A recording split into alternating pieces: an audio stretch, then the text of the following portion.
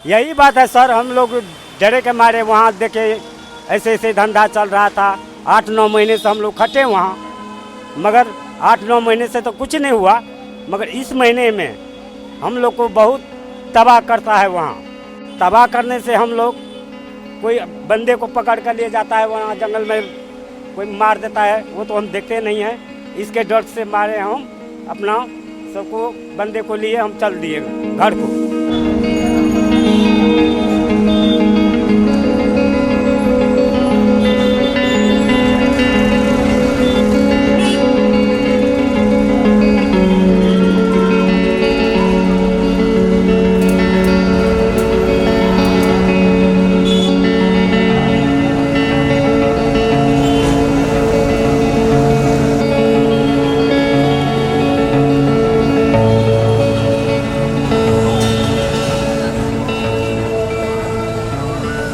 तो हम लोग सोचा सो मालिक को पूछा, मालिक कहता ठीक है चलो आप लोग को हम पहुंचा देते हैं। तो मालिक आकर के खुद हम लोग को जम्मू पहुंचाया, जो बात है। और क्या बताएंगे सर, डरे के मारे हम लोग से भागे वहाँ से। 5 रोज से दाना नहीं खाए सर। जब मर्डर हुआ ना तो हम लोग 5 रोज से खाना नहीं खाए हम अभी तक। मेरा चेहरा देखिए कैसा हाल है, आप क्या बताएंगे। रात को नहीं नींद आती थी वहाँ, डर के मारल।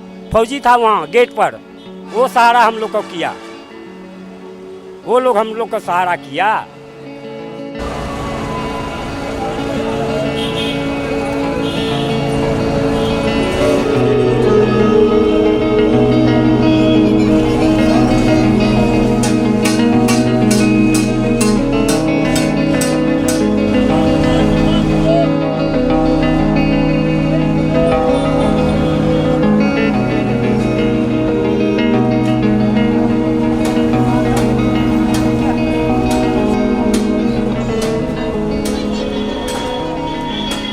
सर, जिस तरह से वहाँ से पलायन हो रहा है, एक तो ये बहुत ही बड़ी दुखद समाचार है। जिस तरह से हमारे भारत को एक करने की सरकार की तरफ से कोशिश रहती है, लेकिन कश्मीर में जिस तरह से 90 जैसे हालात एक बार फिर से देखने को मिल रहे हैं। लोग फिर से वहाँ से पलायन करने लग पड़ते हैं।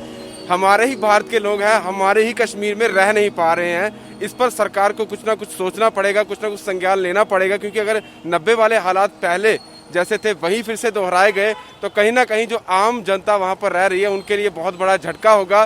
जिस तरह सरकार बड़े बड़े वादे करती है कि हम कश्मीर में जो बाहर निकाले गए लोग थे उन्हें पुनर्वास करेंगे, वहाँ पर वापस उनको बसाएंगे, इस तरह के हालात रहे तो फिर मुश्किल ही लगता है कि वो लोग बस पाएंगे। लेकिन हमारा यही कहना है कि सरकार को कुछ ना कुछ ऐसे कड़े कदम उठाने ज़रूरी है जिससे वहाँ पर जो छुपे हुए लोग हैं और जो आतंकवादी हैं और जो उनकी मदद कर रहे हैं उनको ख़त्म किया जा सके। मेरा नाम इंजीनियर ऋषि कैलम है, national joint secretary spokes person NCP youth.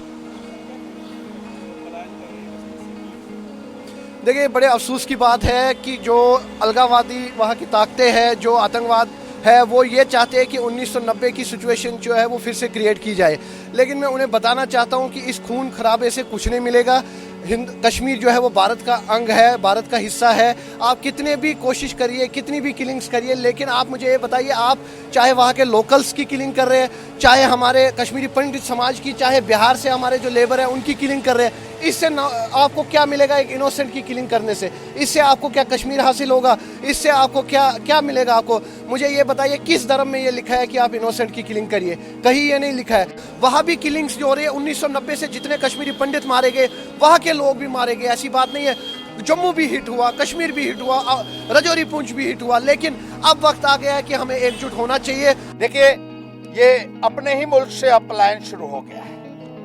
लोग महफूज नहीं है कश्मीर में, और ये एक बहुत बड़ा सवालिया निशान भारतीय जनता पार्टी की सरकार के ऊपर है, जो ये कहती थी कि स्टेट की रीऑर्गेनाइजेशन के बाद चिड़ी भी नहीं मारी जा रही है। चिड़ी तो शायद नहीं मारी गई हो, लेकिन रोजाना कश्मीर से जनाजे निकल रहे हैं, अर्थियां उठ रही हैं, जिसके लिए भारतीय जनता पार्टी की सरकार को जवाब देना होगा।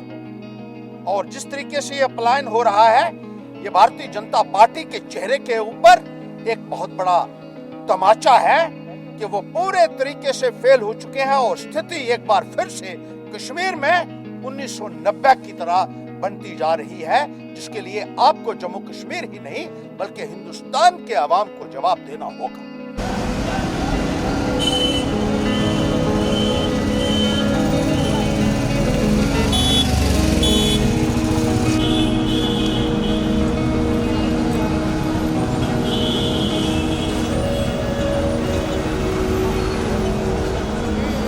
मेरा नाम सुरेंद्र चौहान है और मैं सतवारी एयरपोर्ट का रहने वाला हूं। देखिए, ये तो बहुत बड़ा दुर्भाग्य है कि आज 1990 वाले हालात जो हैं वो कश्मीर में फिर से बनते जा रहे हैं और इस पे केंद्र सरकार चुप बैठी हुई है।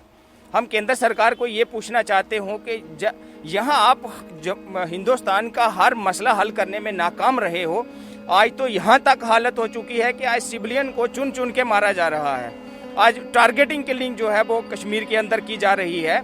जो बाहर के लोग रहते हैं खास करके उनको बुरे तरीके से जो है उनको मारा जा रहा है और किसी भी सरकार की तरफ से कोई भी उसमें कदम जो है हमें उठता हुआ नजर नहीं आ रहा है। आज आप जो है आतंकवाद पर लगाम लगाने में भी पूरी तरह से नाकाम साबित हो रहे हैं। जब आपने सत्ता में आना था तो आप कहते थे कि 56 इंच का हमारा सीना है, हमारी लाल आंखें हैं, जब एक बार हम दिखा देंगे तो पाकिस्तान जो है वो आंख उठाने की हिम्मत तक नहीं करेगा। कश्मीर के अंदर चिड़ी तक नहीं मारी जाएगी।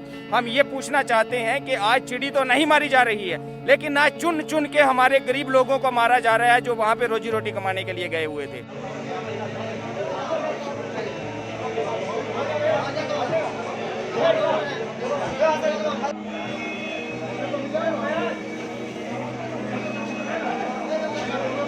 विपिन सदा ऋषिदेव अमन, वो बिहार का, वो 8-9 महीना से कर रहा था। वो उधर में था ना, पहले तो सही था। इस टाइम वो दशहरा के समय से वो ज्यादा गड़बड़ उधर का समस्या है।